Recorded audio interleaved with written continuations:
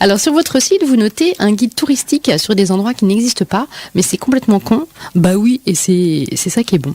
Vous utilisez l'autodérision sur votre site. Est-ce votre philosophie de vie de ne pas se prendre au sérieux ? Oui.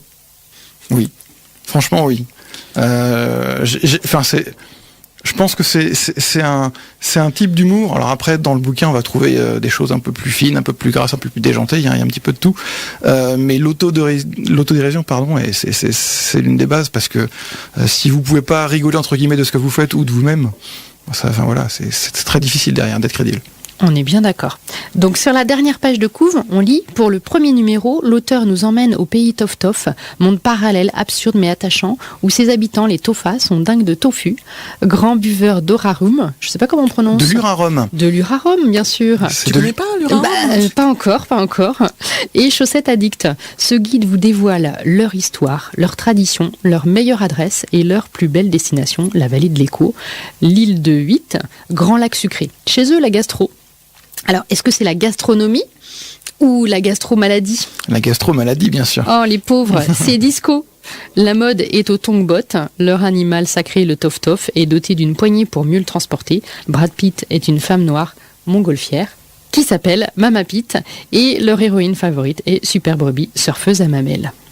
Alors, avez-vous fumé de la drogue ou bu trop de rhum avant d'écrire ce livre ? Alors, je vais peut-être vous surprendre. Non, pas du tout. Tout a été fait à jeun ? Alors non. Pas que. À jeun, je suis pas sûr. Il y a eu effectivement des moments qui ont dû être un petit peu plus alcoolisés que d'autres. En tout cas, pas de drogue. Donc ça, par contre, c'est sûr. Ou alors, c'était à mon insu. À mon insu, d'accord.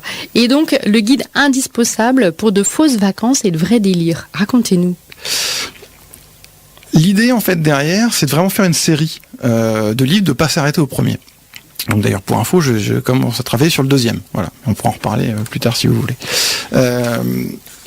Et donc, à chaque numéro, ça sera vraiment d'emmener les gens dans un monde différent, dans un nouvel univers, toujours inédit, toujours déjanté. Voilà pourquoi je pense que cette petite phrase résume pas mal le bouquin. C'est comme si vous regardiez un vrai guide touristique, sauf que ça n'existe pas. C'est complètement barré, quoi. D'accord, on va faire une pause musicale avec Désiré Less, Voyage, Voyage, pour justement illustrer ce livre. Voyage. Alors, je précise que je n'assume pas ça. Non, c'est moi qui l'assume totalement. Dis-moi pourquoi, Angélique, Parce que le livre s'appelle Voyage au pays des Tof Tof, que je suis allée voyager à Lisbonne la semaine dernière et que c'est trop bien les voyages. Bah écoute, moi j'assume pas, mais bon, c'est pour te faire plaisir.